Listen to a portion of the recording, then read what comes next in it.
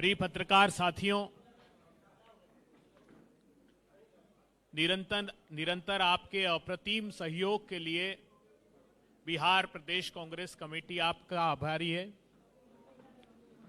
आज हम लोगों के बीच एक बेहद संवेदनशील और महत्वपूर्ण विषय को लेकर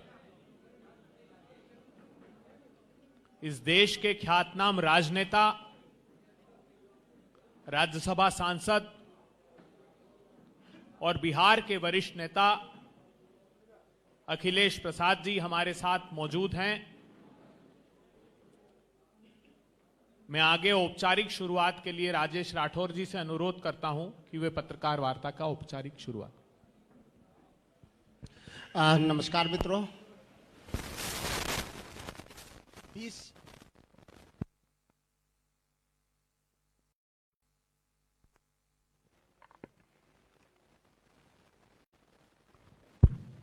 नमस्कार मित्रों। 20 साल 20 सवाल की कड़ी में आज आपके साथ हम सबों के नेता, CWC के मेंबर, राज्यसभा सदस्य सम्मानित डॉक्टर अखिलेश प्रसाद सिंह जी आपसे बात करेंगे। लगातार महीनों से आपके बीच में बिहार मीडिया प्रभारी के तौर पे श्री अभय दुबे जी हैं। इस मंच पे बिहार प्रदेश कांग्रेस कमेटी के पूर्व अध्यक्ष कौकब कादरी जी हैं। इस मंच पे पार्टी के कोषाध्यक्ष जितेंद्र गुप्ता जी हैं। आदरणीय ब्रजेश मनन जी हैं। हम बिना समय गंवाए अपने नेता से अनुरोध करते हैं कि आपसे सीधा संवाद करें। आदरणीय अखिलेश प्रसाद सिंह जी, शुरू करना और आगे आवाज चल जाएगा ना। नहीं, मतलब कोस कम है इसलिए पूछ ले रहे हैं। इस प्रेस वार्ता में उपस्थित कांग्रेस पार्टी के मेरे सम्मानित सहयोगी, बिहार कांग्रेस के वरिष्ठ नेता कौकब कादरी साहब, आदरणीय अभय दुबे जी, जितेंद्र गुप्ता जी, राजेश जी, मुन्नन जी और यहाँ उपस्थित सभी पत्रकार मित्रों, आज मैं जिस बात के लिए यहाँ आया हूँ, 12 माफियाओं को, माफिया गिरोह को कांग्रेस पार्टी ने चिन्हित किया है। उसी के बारे में आपको जानकारी देने के लिए और उसका कैसे समाधान करेंगे उस पर चर्चा के लिए ये प्रेस कॉन्फ्रेंस है। प्रेस कॉन्फ्रेंस के असली मुद्दों पर बात करने के पहले मैं अभय दुबे जी को बधाई देता हूँ। कल 20 साल विनाश काल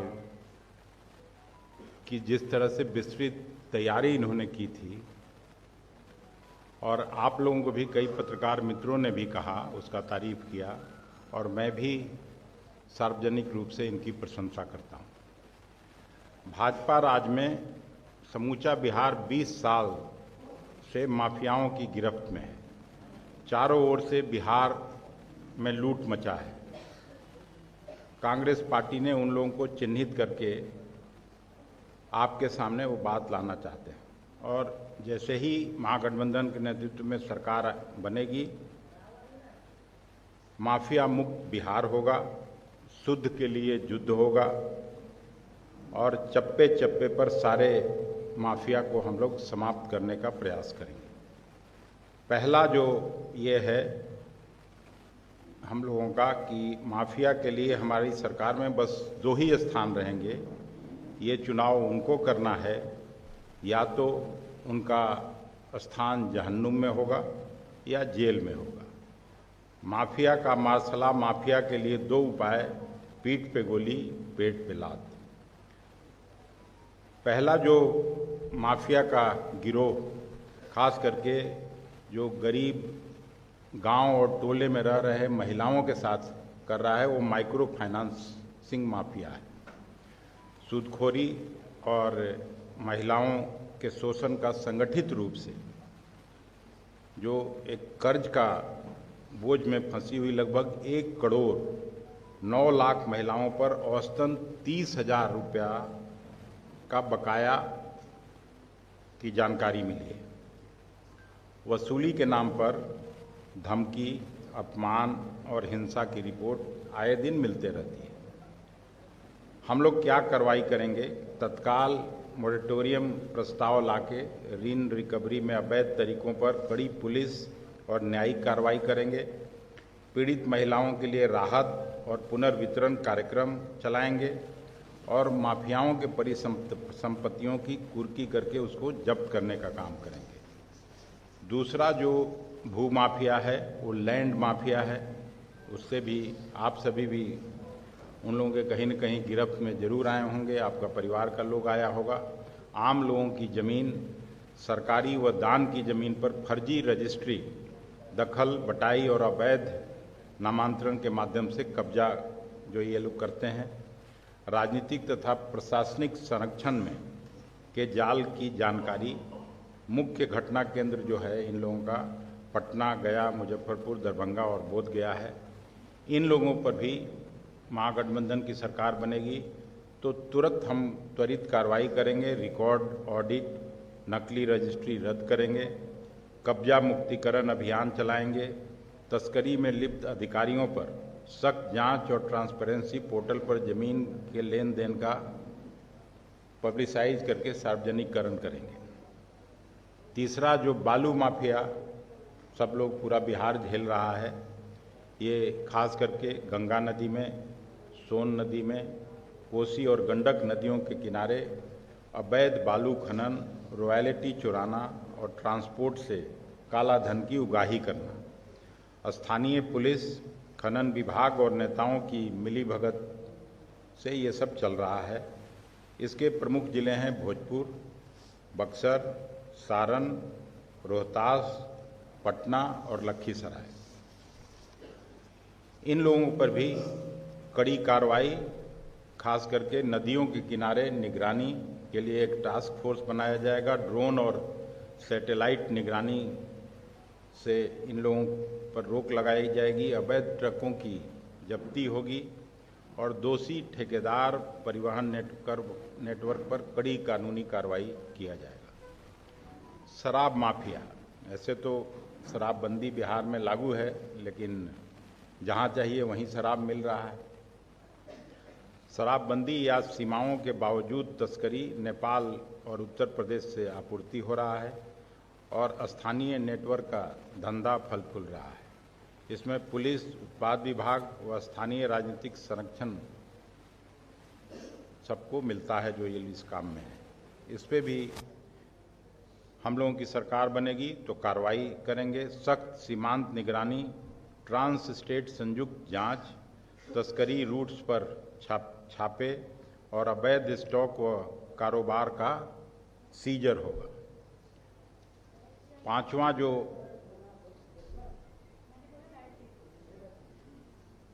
हमको रुकने के लिए बोल रहे हैं कि किसी और को? अच्छा, पांचवा जो माफिया है ये ठेका माफिया।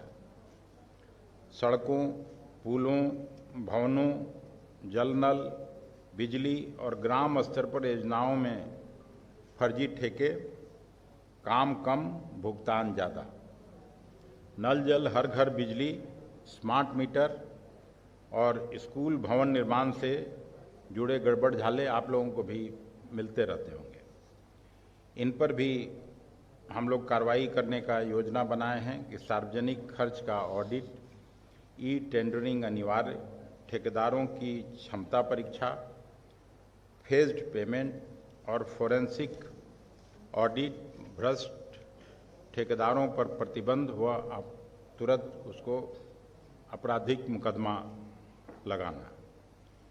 फिर शिक्षा माफिया, आए दिन देख रहे हैं पान का दुकान खोलना कठिन है, स्कूल कॉलेज खोलना ज़्यादा आसान हो गया है। स्कूल से लेकर विश्वविद्यालय तक भर्ती, परीक्षा और मूल्यांकन में गड़बड़ी, फर्जी कॉलेज नेटवर्क, हालिया नीट यूजी और यूजीसी नीट पेपर लीक जैसे कई मामले आपके भी संज्ञान में है और इस पे गंभीर आरोप लगे हैं। हम लोग इन पर भी कड़ी कार्रवाई करने की योजना बनाए हैं। परीक्षाओं की स्वतंत्र निगरानी, पेपर सिक्योरिटी कठोर करना, फर्जी संस्थानों की सूची प्रकाशित कर उनका समापन और दोषियों के विरुद्ध आपराधिक कार्रवाई। फिर 7वां, भर्ती माफिया, पेपर लीक नेटवर्क, जो रिक्रूटमेंट माफिया का एक गैंग पूरे बिहार में, खास करके पटना के आसपास के जिलों में, पुलिस, शिक्षक और क्लर्क जैसी भर्ती परीक्षाओं में प्रश्न पत्र लीक करने वाले नेटवर्क, राज्य और अन्य राज्यों से जुड़े भी इनके तार और कई जगह इन लोगों का जो पसरा हुआ पूरा मामला है, उस पर भी हम लोग कड़ी कार्रवाई करेंगे। फॉरेंसिक ऑडिट, भर्ती एजेंसियों की निगरानी, दोषियों के खिलाफ कठोर दंड और भर्ती प्रक्रियाओं का पूर्ण पारदर्शीकरण किया जाएगा। फिर एक माइनिंग माफिया आप लोग सुने होंगे, गया, नवादा, जमुई और रोहतास में, जिधर थोड़ा बहुत ही अब बचा है, बट जिधर भी पहाड़ बचे हैं उसमें अवैध कोयला व पत्थर खनन, ट्रंकिंग, ट्रांजिट नेटवर्क से जुड़े अवैध जो आय ये लोग कर रहे हैं, वन विभाग और ट्रांसपोर्ट विभाग से मिलके इन पर भी खनन लाइसेंस का रिव्यू किया जाएगा। अवैध खनन रूट्स पर रेड किया जाएगा। परिवहन चेक पोस्ट का सुदृढ़ीकरण करेंगे और अवैध कमाई का कुर्की जब्ती करेंगे। कॉन्ट्रैक्ट नवा जो है, कॉन्ट्रैक्ट कॉलिंग और कॉन्ट्रैक्ट किलिंग और सुपारी mafia, crime syndicate and contract killing networks, हत्याएं, अपहरण, वसूली और विवादों के ठेके देने वाले गिरोह। अब ये रियल एस्टेट और सरकारी ठेकों को पर्दे के पीछे छिपते हैं। वरिष्ठ पुलिस अधिकारियों तक इनकी जानकारी है। इन पर भी जांच के लिए हम लोग विशेष जांच टीम बना के अंतर्राज्यीय कोऑर्डिनेशन करेंगे। गवाह संरक्षण और दोषियों पर त्वरित अभियोजन कराने का काम नई सरकार करेगी। 10वां, हम लोगों ने ट्रांसफर पोस्टिंग कमीशन, ये भी एक माफिया, खास करके पटना में देखते हुएगा, सेक्रेटेरिएट के आसपास लोग घूमते हुए मिल जाएंगे कि आपको यहाँ पोस्टिंग करा देंगे, आपको वहाँ करा देंगे, सीधे सीएम हाउस और बड़े बड़े लोगों का नाम लेते हैं। विभागीय अधिकारियों की स्थापना व स्थानांतरण में रिश्वत का नेटवर्क, आईएएस, आईपीएस इंजीनियरों तक इनका असर है। हालिया ईडी छापामारी आपने देखा ही होगा कि संजीव हंस आदि भी सब इन्हीं घटनाओं का संकेत देती है। इसमें भी स्थानांतरण प्रक्रिया का पारदर्शीकरण, ट्रांसपेरेंट बनाया जाएगा। भ्रष्टाचार पर विशेष निगरानी व रिश्वत लेने वाले अधिकारियों पर शून्य सहन नीति सरकार बनाएगी। Zero tolerance. अब हेल्थ माफिया, स्वास्थ्य माफिया, दवाइयों की खरीद, एम्बुलेंस सर्विस, अस्पताल निर्माण तथा आपूर्ति श्रृंखला में घोटाले, फर्जी मेडिकल कॉलेज व नर्सिंग संस्थान खोले जा रहे हैं। कोविड काल में पीपीई, ऑक्सीजन आदि के घोटाले इसके उदाहरण रहे हैं। इसमें भी महागठबंधन के नेतृत्व में जो सरकार बनेगी उस पर हम लोग कड़ी कार्रवाई करेंगे। सार्वजनिक स्वास्थ्य खरीद में ई टेंडर अनिवार्य किया जाएगा। आपूर्ति चेन का ऑडिट होगा और दोषी कंपनियों, व्यक्तियों पर दंडात्मक कार्रवाई व लाइसेंस रद्द करने जैसी व्यवस्था सुचारू रूप से लाया जाएगा। 12वां, मिलावट माफिया, एडल्ट्रेशन माफिया जिसको कहते हैं। दूध लीजिए, पनीर लीजिए बाजार से, घी, फल सब्जियों सहित सारे खाद्य सामग्री में आजकल मिलावट और जहरीले केमिकल का उपयोग हो रहा है, जिससे आम जनों का स्वास्थ्य निरंतर खराब हो रहा है। इस पर भी हम लोग कड़ी कार्रवाई करेंगे और इसको ये सुनिश्चित करेंगे कि कोई मिलावटी सामान बिहार के लोगों के बीच नहीं जाए और लोगों का स्वास्थ्य ठीक रहे। यही 12 मुख्य मुद्दे थे जिनको कांग्रेस पार्टी ने चिन्हित करके और आज आपके बीच रखने का काम किया है। हम लोग को पूरा विश्वास है कि 14 तारीख के बाद जो नई व्यवस्था बनेगी उसमें पूरे बिहार को न केवल विकसित राज्यों की श्रेणी में खड़ा करने का प्रयास होगा, बल्कि पूरे बिहार को फिर से चुस्त दुरुस्त किया जाएगा, चाहे वो शिक्षा व्यवस्था हो, स्वास्थ्य व्यवस्था हो, किसानों की जो माली हालत खराब है उन सब को हम लोग ठीक करने का काम करेंगे। आप सब लोग धैर्यपूर्वक हम लोगों की बात को सुने, बहुत धन्यवाद। और आपके माध्यम से मुझे विश्वास है कि इसको बिहार की जनता तक पहुंचाया जाएगा।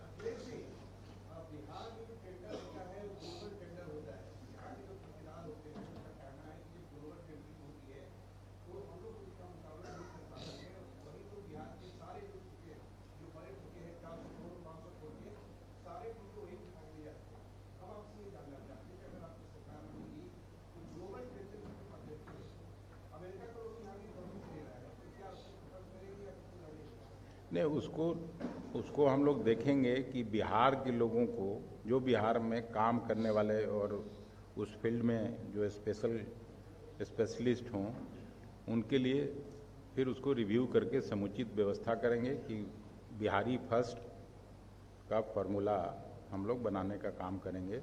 लेकिन जो बड़ा काम है, जो जिसमें बिहार में एक्सपर्ट नहीं मिलते हों, तो उसको तो ग्लोबल टेंडर करना ही पड़ेगा। जो L1 होगा उसको मिलेगा। लेकिन अभी तो सारा चीज भ्रष्टाचार के भेंट चढ़ जा रहे हैं। हम ही लोगों का सहयोगी देखे नहीं, एक आदमी को 200 करोड़ का जमीन खरीद लिया। हम लोग भी 10 साल मंत्री रहे, कहाँ कोई जमीन हुआ? जो पटना में घर है उसके अलावा कुछ हुआ ही नहीं। मैं भी तो रहा हूं मंत्री। तो मंत्रियों को कहाँ से इतना पैसा आ जा रहा है? तो अकंठ भ्रष्टाचार में डूबी हुई सरकार है। तो उनकी जगह जेल में होगी। मैं आप सुने नहीं ठीक से, और क्या?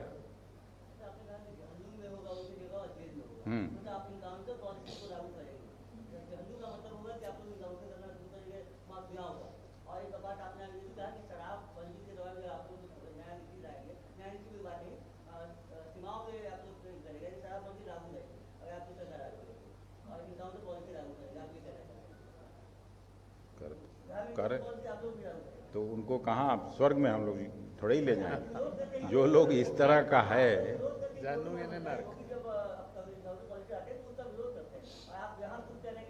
जीवन नर्क जैसा, मतलब तो इसकी छुट्टी खुली छूट कैसे दी जाएगी? जो हम लोगों का जिंदगी को, आम जनों के, बिहार के लोगों का जिंदगी जो नरक बना रहा हो, उसको स्वर्ग में कैसे रहने देंगे?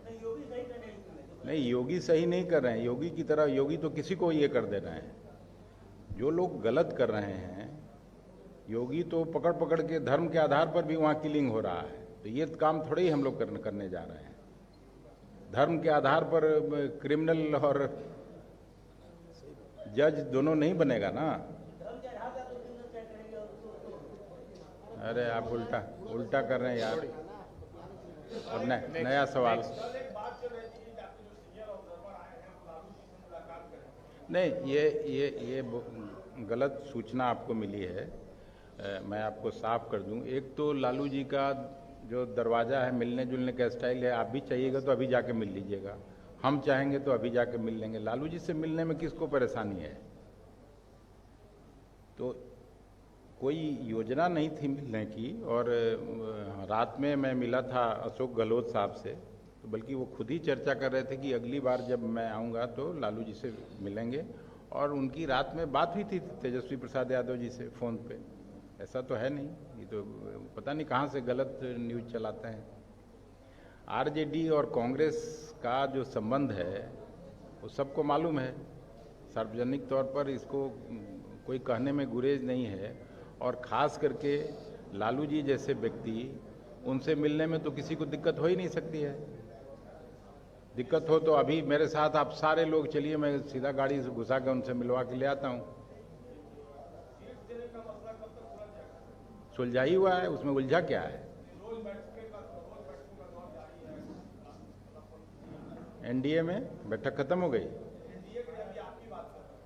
नहीं, मतलब जो, अरे सब लोग देखते रहता है, अपना रणनीति बनाते रहता है, वो किसको दिया।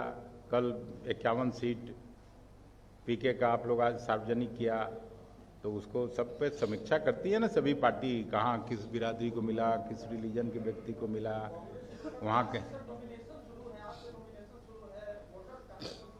नहीं, लेकिन सब लोग जो जो दिखा रहा है, जो कैंडिडेट है, सब कह रहा है कि उन्हें 15, 16, 17 ये सब अच्छा डेट है।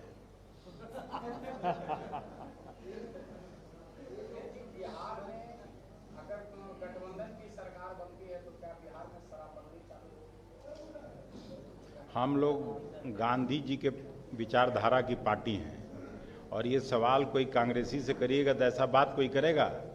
हम लोग का जो कांग्रेस पार्टी ज्वाइन करता है तो उसमें एक कॉलम ये भी है, हम लोग लागू करेंगे तो सख्ती से लागू करेंगे, आपके घर पहुंचने नहीं देंगे कि रात को जाके काम करके शराब पी लीजिए। सो मतलब है जो बंदी है वो चालू हो जाएगा। आप क्यों चालू कराना चाहते हैं भाई? हम कह रहे हैं कि हम गांधी जी के वारिस हैं, महात्मा गांधी के विचारधारा की ये पार्टी है। हम लोग शराब के पक्ष में तो बात कर नहीं सकते हैं, कांग्रेस पार्टी कभी नहीं कर सकती है। आखिरी क्वेश्चन।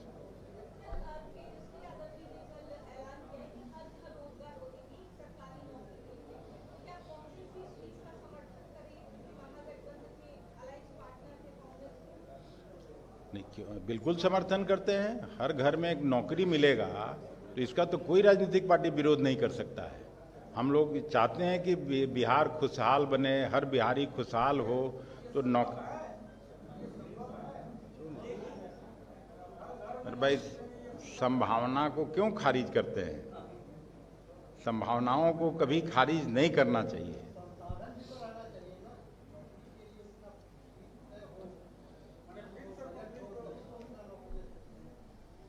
ये आपको मालूम है ना कि हम लोगों के पैदा होने के पहले ये कहा जाता था कि Bihar is the best administrated state in the country. Public sector में एक दो ही स्टेट ऐसे थे जो बिहार की बराबरी करता था। हटिया का कारखाना देख लीजिए, बोकारो का कारखाना देख लीजिए। एक उनका जवाब हो जाने दीजिए, फिर आप प्रश्न कर लीजिएगा ना। जवाब की तो कांग्रेस के हुकूमत में पहली पंचवर्षीय योजना, दूसरी पंचवर्षीय योजना तक बिहार नंबर 2 स्टेट था चीनी उत्पादन में। 27% चीनी इसी बिहार में पैदा होता था उत्तर प्रदेश के बाद। और अभी डबल इंजन कल कुछ बोला गया उस पर भी, तो अब उसमें 2% से भी नीचे चला गया। तो चीनी मिलें अगर सब चलने लगें तो उस इलाके में तो प्रायः हर घरों में नौकरी हो ही जाती थी।